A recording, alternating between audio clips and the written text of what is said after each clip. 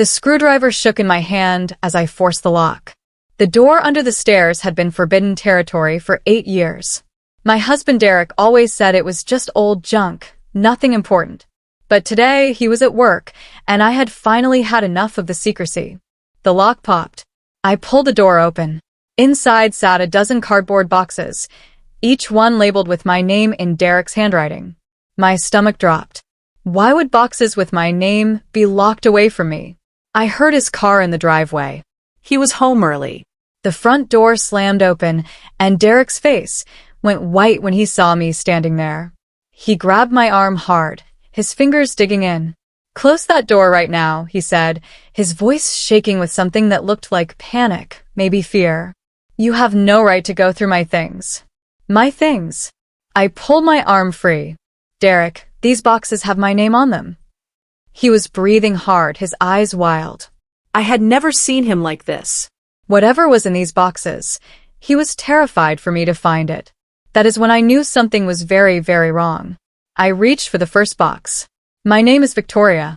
I am 47 years old, from a small town in Ohio where everyone knew everyone.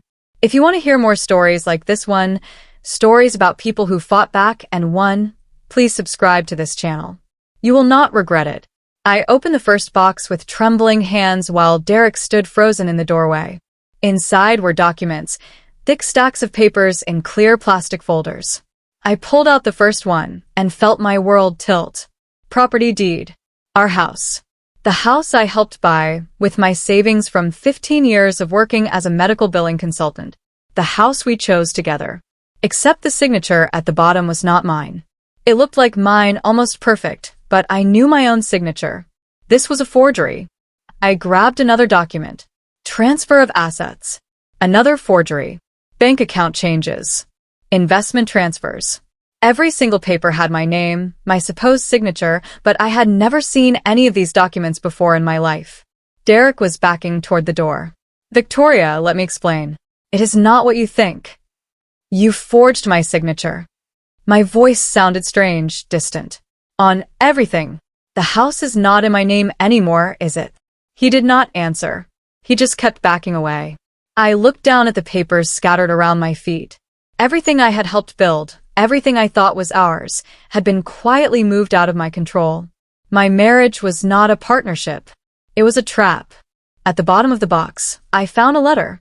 The handwriting was not Derek's. It was his mother's, neat and precise. I unfolded it with shaking hands. "Derek, the plan is working perfectly. She suspects nothing. By the time she is too old to work, everything will be secured in your name. The house, the accounts, all of it. When she becomes a burden, we will have full control. You have done well keeping her in the dark. Mother." The letter was dated 3 years ago. 3 years of them planning this together. 3 years of me being the fool who trusted her husband. I felt sick. That night, Derek's mother Phyllis called. I could hear them talking in the kitchen, their voices low. I crept closer, staying in the shadows of the hallway. "She found the boxes," Derek said. Phyllis laughed. Actually laughed. "What did I tell you? She is too naive to do anything about it. She will cry, get upset, but she will not leave. She has nowhere to go." "You are sure about that?" "Derek, we have been preparing for this for years. Everything is in your name." She helped finance her own trap. It is almost funny how trusting she was. I backed away silently and went upstairs. I did not sleep that night, but I made a decision. I would not confront them. Not yet. First, I needed to understand exactly how deep this betrayal went. I got up the next morning and made Derek his coffee, exactly the way he liked it. I smiled when he came downstairs. I asked about his day. I pretended nothing had changed. Inside, I was breaking into pieces. The man I had slept beside for 8 years had been planning to control me like I was property, not a person. His mother had helped him, and they both thought I was too stupid or too weak to fight back. That afternoon, while Derek was at work and Phyllis was at her book club, I went back to the storage room. I brought my phone and photographed every single document. Every forged signature, every transfer, every piece of evidence of what they had done. There were papers about the house being refinanced without my knowledge. Documents showing my retirement savings had been moved into accounts I could not access. Even my car title had been transferred to Derek's name only. I was shaking so hard, I almost dropped my phone. But I kept taking pictures. Evidence. I needed evidence. When I finished, I noticed something strange. The papers were organized by date, and there was a gap. Documents from last year were missing.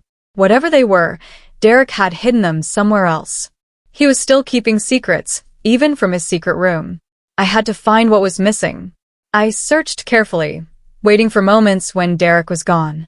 I checked his office drawers, the garage cabinets, even his car. Nothing. Whatever he was hiding was somewhere I had not thought to look yet. 3 days later, I found it.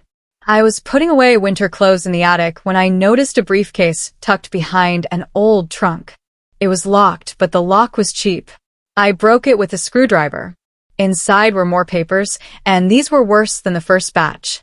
Refinancing documents for our house, dated 6 months ago. Derek had borrowed against the house without telling me, taking out over $200,000. My forged signature was on every page. According to these papers, our house was not paid off like Derek had told me. It was heavily mortgaged again. The money was gone, probably into accounts I did not know about. We were not financially secure like I thought. We were close to bankruptcy, and Derek had made sure only he knew the truth. I photographed everything, my hands steadier now. Anger was replacing shock. They had planned this for years, and now they were stealing my future right out from under me. I put the briefcase back exactly where I found it. Derek could not know I had discovered his second hiding place. Not yet. That night, everything changed again. Derek came home from work with papers in his hand and a serious expression. He sat me down at the kitchen table like I was a child about to be scolded. "Victoria, we need to talk about our finances. I have been reviewing everything, and I am worried. You have been spending too much, and we need to be more careful." I stared at him. I had been spending too much? I barely bought anything for myself. "I think it would be better if I managed our accounts directly," he continued. "Just for now, until we get back on track. I will give you an allowance for groceries and necessities. It is for your own good, really. You have never been great with money." I wanted to throw the papers I had photographed in his face. I wanted to scream that I knew exactly what he was doing. Instead, I nodded slowly. "If you think that is best," I said quietly. He looked relieved. "I do. I am glad you understand." The next day, I found that my access to our main checking account had been restricted. I could see the balance, but could not transfer money. Derek had taken control, exactly as he said he would. That afternoon, Phyllis showed up with a concerned expression. "Derek told me about the money problems. I am here to help, dear. We will get through this together." I smiled and thanked her. Inside, I was already planning my next move. Over the next 2 weeks, they tightened their control. Derek monitored what I bought at the grocery store, questioning every purchase. Phyllis called daily to check on me, asking what I was doing, who I was talking to. They were closing in, making sure I stayed isolated and dependent. They started dropping comments about my memory, suggesting I was forgetting things. Derek told his brother I had gotten confused about paying a bill. Phyllis mentioned to neighbors that I seemed not quite myself lately. They were building a story, painting me as someone who could not manage her own life. But I was not sitting still. I had opened a new bank account at a different bank, using my maiden name. I transferred small amounts of money from the allowance Derek gave me, $20 here, $30 there. Amounts too small for him to notice. I was rebuilding my independence $1 at a time.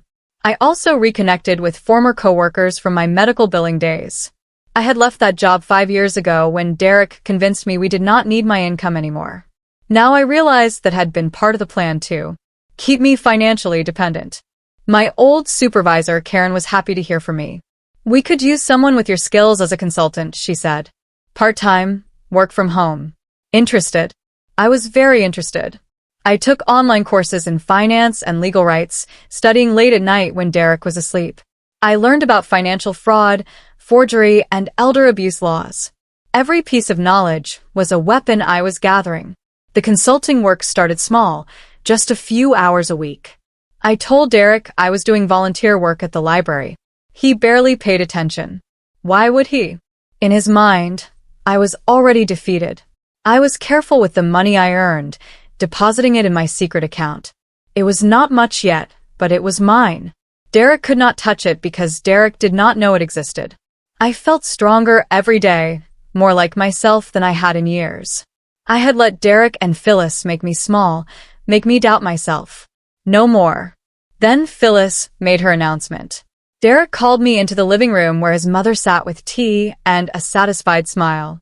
"Mother is moving in with us," Derek said. "She is getting older, and it makes sense for her to be here where we can help her." Phyllis nodded. "I have already started packing. I will take the guest room. It will be so nice, living as a family."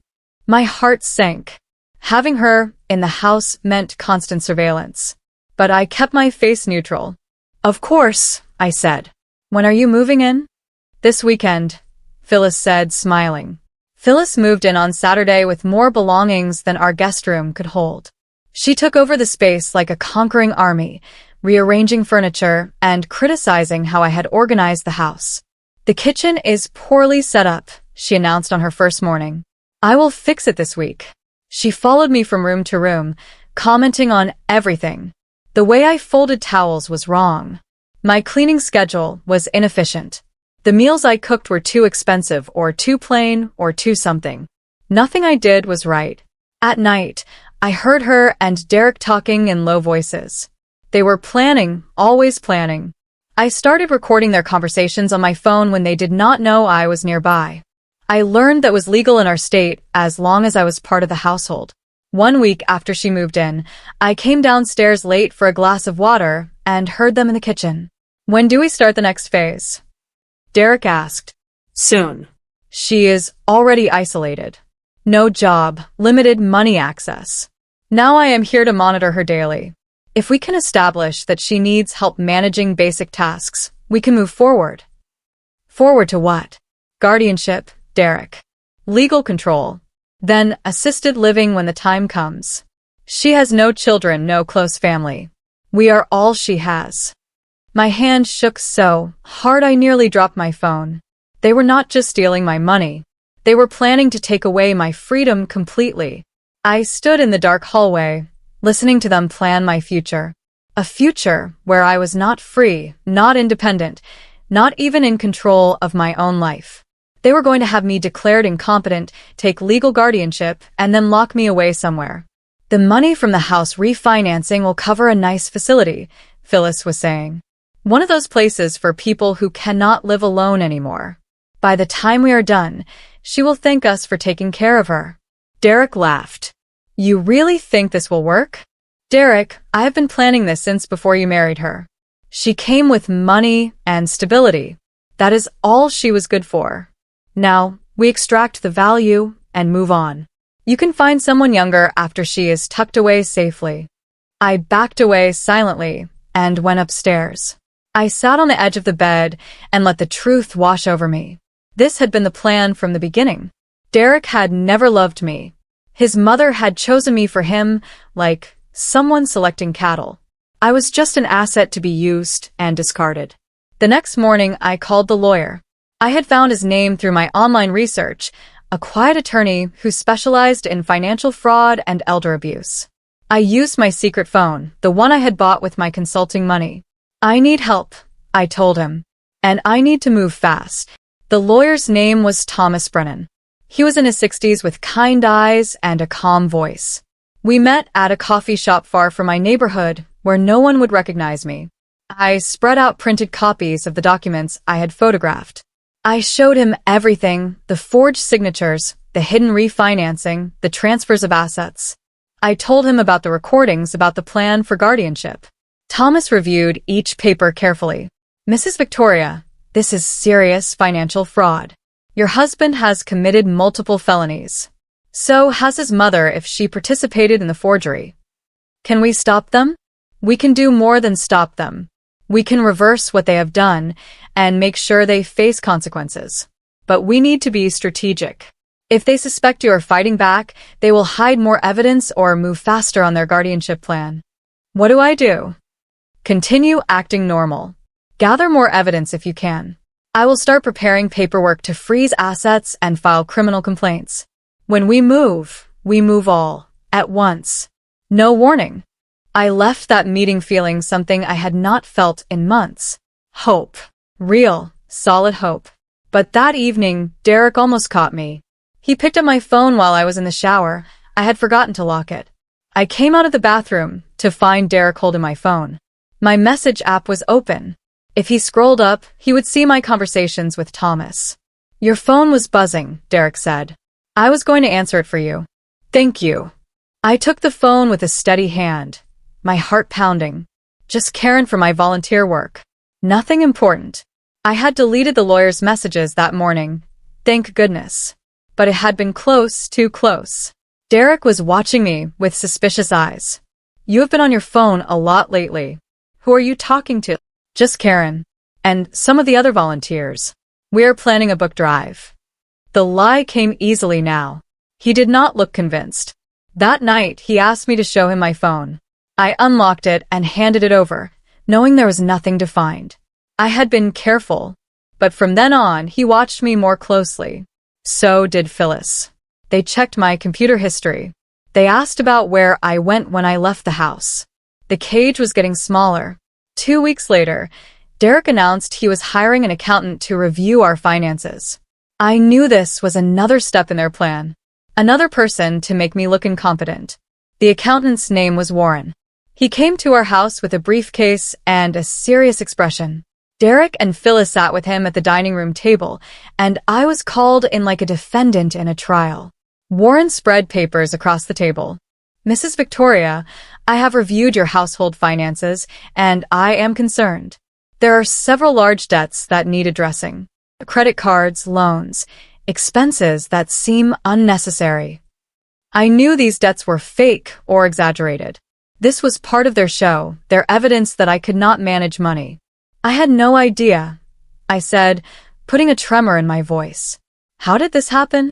Warren glanced at Derek. It appears there has been some, shall we say, financial mismanagement. Your husband is working to correct it, but it will require significant effort. What should I do? I asked, play my part perfectly. Let Derek handle everything. That would be best.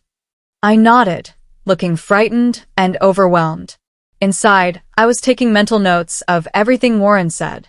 Every lie could be used against them later. After Warren left, I called Thomas. They brought in an accountant to intimidate me with false debt reports. Thomas actually chuckled. Perfect. That gives us evidence of their systematic fraud. They are building our case for us. Keep copies of everything they give you. The trap was working, but they thought they were the ones setting it. Over the next month, I became a spy in my own home. I recorded conversations when they did not know I was listening. I photographed documents when they were out. I saved every email, every text message, every piece of communication that showed what they were doing. Thomas helped me understand what was legal to collect and what was not. I stayed strictly within the law. Everything I gathered could be used in court. I learned that Derek had created a trust in his name using money from my old retirement accounts. Money I had earned over 15 years of work was now funding a trust one had no access to. The trust was supposedly for our future, but only Derek was listed as beneficiary. Phyllis had encouraged this. I found emails between them discussing it. Victoria's retirement money will set you up nicely, she had written. By the time she realizes it is gone, it will be too late. They had been planning this for at least 5 years, probably longer. Every kind word, every gesture of affection from Derek had been calculated. I was not his wife. I was his retirement plan.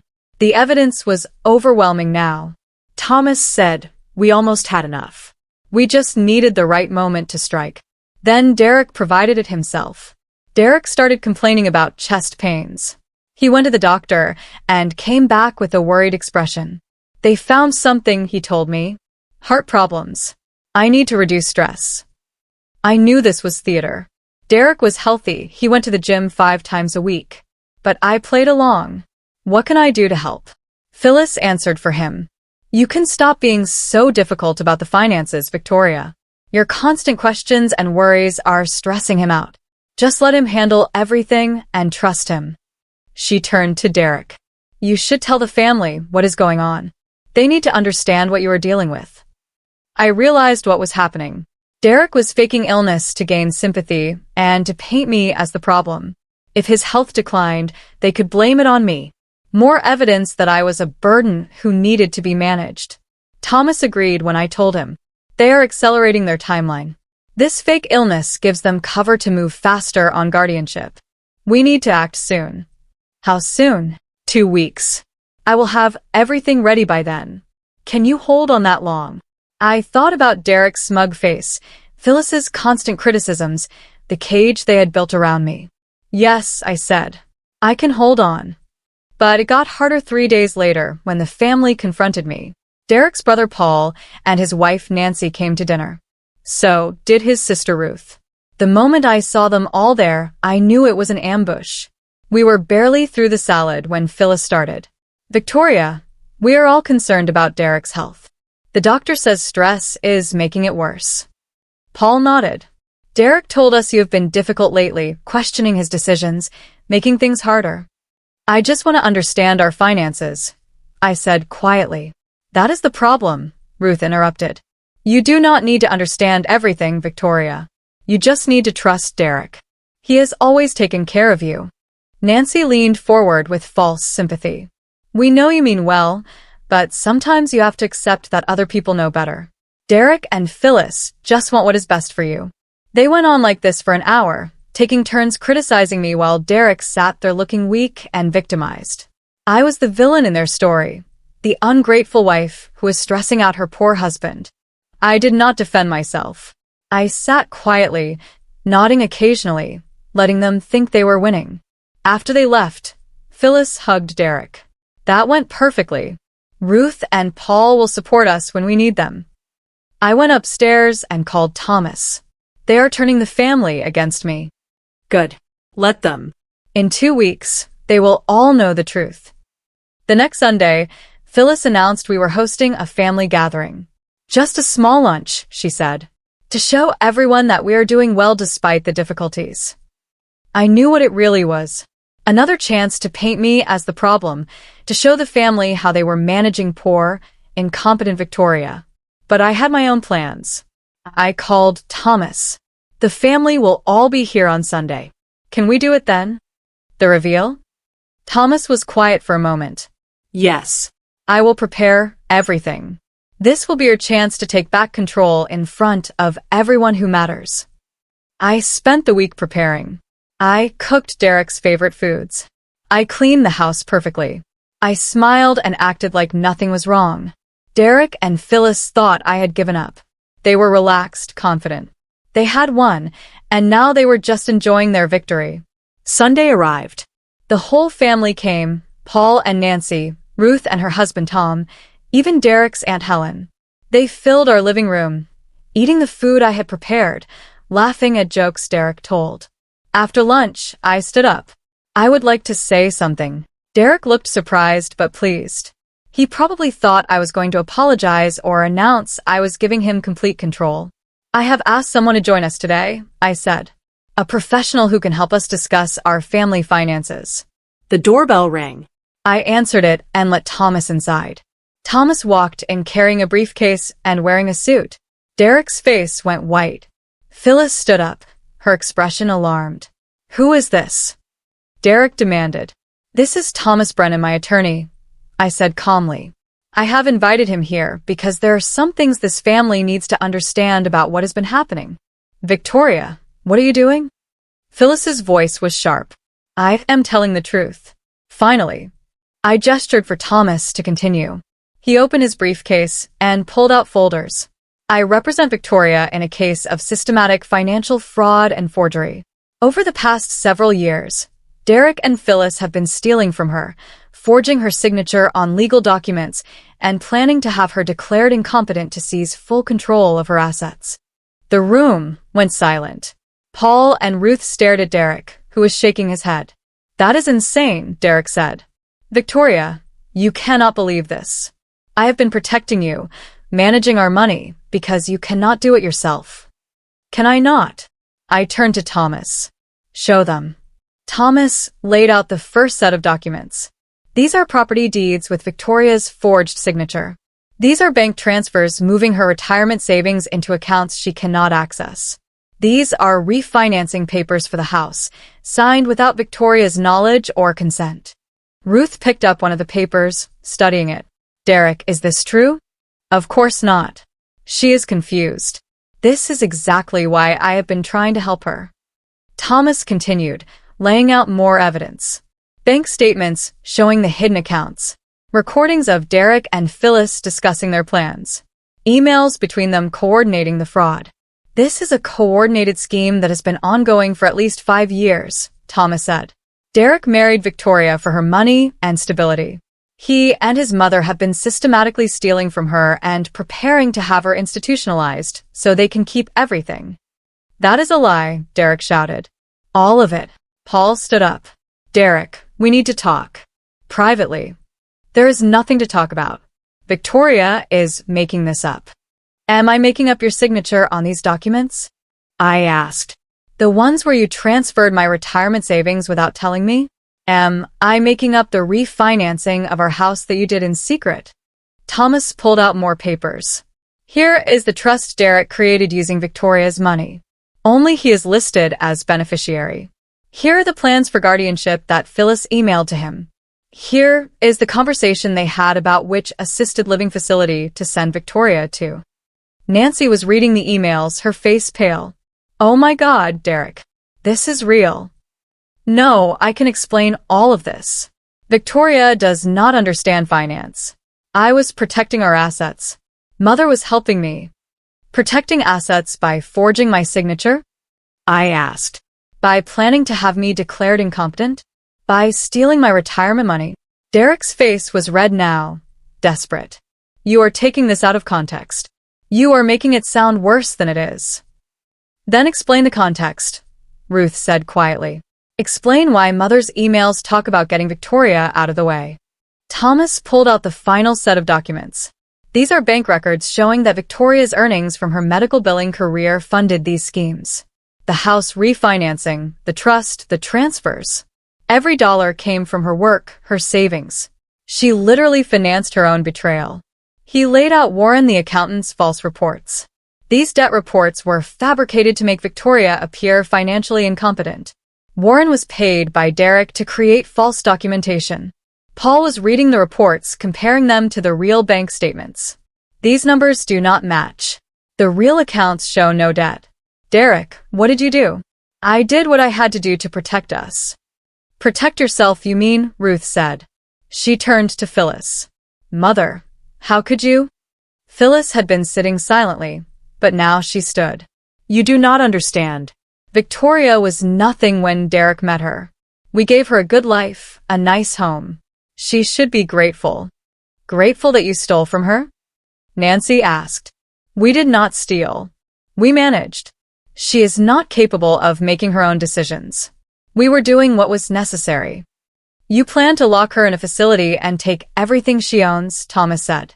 That is not management. That is criminal fraud. The room erupted in arguments. Paul and Ruth were shouting at Derek. Nancy was showing documents to Aunt Helen. Everyone was talking at once. Then Phyllis broke. Fine. Phyllis screamed. Yes, we planned it. Yes, we took her money. She was an easy target, too trusting, too naive. Derek needed financial security, and she had it. So we took it. We were smart, and she was stupid. The room went silent. Derek was staring at his mother in horror. Mother, stop talking. Why? They already know. Look at these papers. She has everything. Phyllis turned to me with pure hatred in her eyes. You are supposed to be manageable, Victoria. You are supposed to be grateful for Derek's attention and never ask questions. But you had to be difficult. I asked to see my own financial documents, I said quietly. You had no right. Derek was in charge. I taught him how to handle you, how to keep you dependent and controlled. It was working perfectly until you got nosy. Ruth stood up.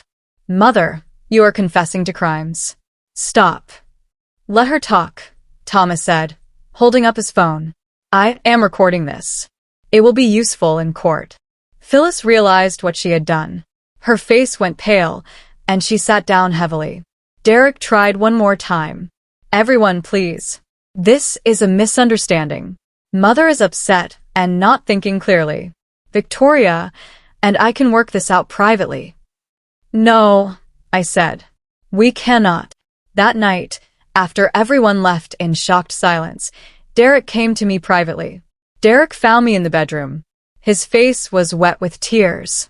Real tears this time, not the performance he had been putting on about his fake illness. Victoria, please. We can fix this.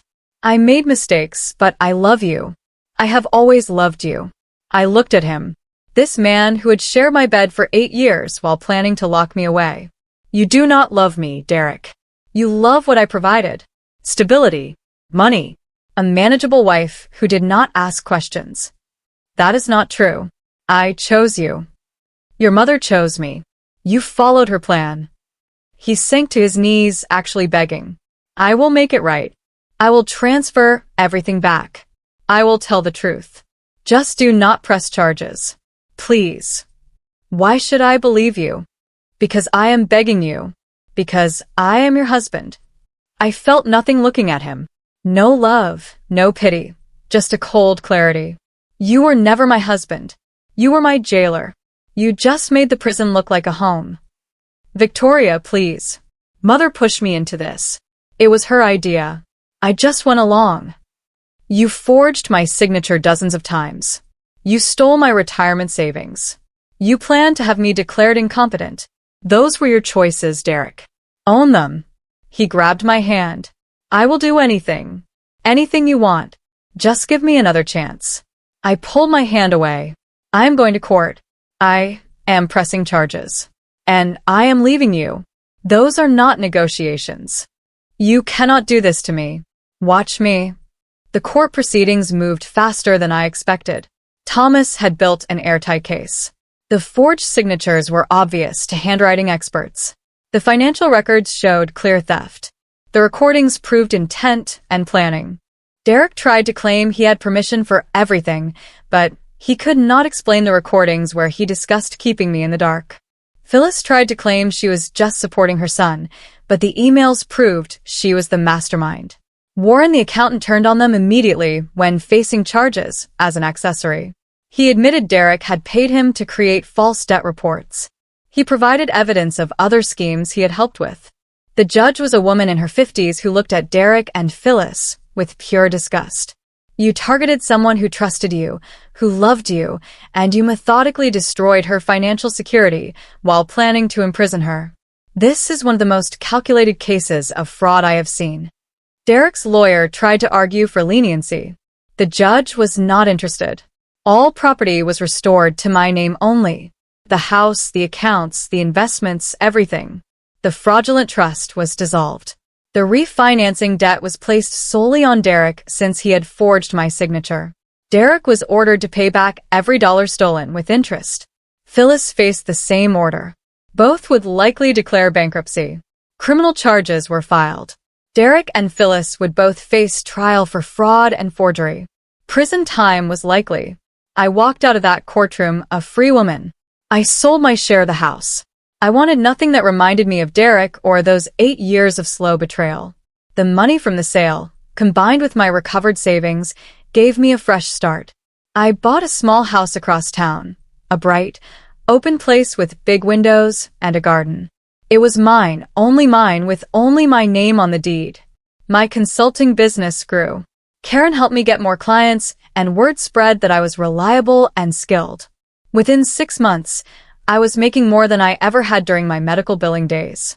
I cut contact with Derek completely. I blocked his number, his email, everything. I did not want to hear his excuses or his pleas. That part of my life was over. Phyllis tried to reach out once, claiming she wanted to apologize. Thomas advised me not to respond. I did not. The criminal trials would take time, but Thomas assured me the evidence was overwhelming. Derek and Phyllis would face consequences. Real, serious consequences. I started rebuilding relationships with friends I had lost touch with. I joined a book club. I volunteered at a real charity, not the fake volunteer work I had used as a cover. I was free, truly free, not just legally but mentally and emotionally. The cage they had built around me was gone. Then, 6 months after the court ruling, Derek showed up at my door. I saw him through the window before answering. He looked terrible. Thin, unshaven, wearing clothes that were not quite clean. He had aged a decade in 6 months. I opened the door, but did not invite him in. "What do you want, Derek?" "I need help. I have nothing left. The house is being foreclosed. I cannot find work. Mother will not talk to me. Everyone has turned their backs. I wonder why." "Victoria, please. I know I do not deserve it, but I need money. Just enough to get back on my feet." I looked at this man who had tried to destroy me, who had stolen my savings and planned to lock me away, who had let his mother control him into ruining both our lives. "No," I said simply. "I am begging you. I have nowhere else to turn." "You should have thought about that before you forged my signature 50 times. Before you stole my retirement money. Before you planned to have me committed. I made mistakes. You made choices. Now you live with them. Please, Victoria. I am desperate." I felt nothing but calm certainty. "You tried to erase me quietly, Derek. You tried to make me disappear while taking everything I had built. But instead, I became the chapter you will never forget. The woman who fought back. The one who won. Victoria. Goodbye, Derek." I closed the door. Through the window, I watched him walk away, shoulders slumped, defeated. I felt no guilt, no pity, no regret. I had my life back. My money, my freedom, my future. I had rebuilt everything they tried to destroy, and I had done it stronger than before. That evening, I sat in my garden with a cup of tea and watched the sunset. I thought about the woman I used to be, the one who trusted too easily and never asked hard questions. I thought about the woman I had become, the one who fought for herself and won. They tried to make me small, manageable, easy to control. They failed. I was free, powerful, and finally myself. They would never forget me, and I would never let anyone trap me again.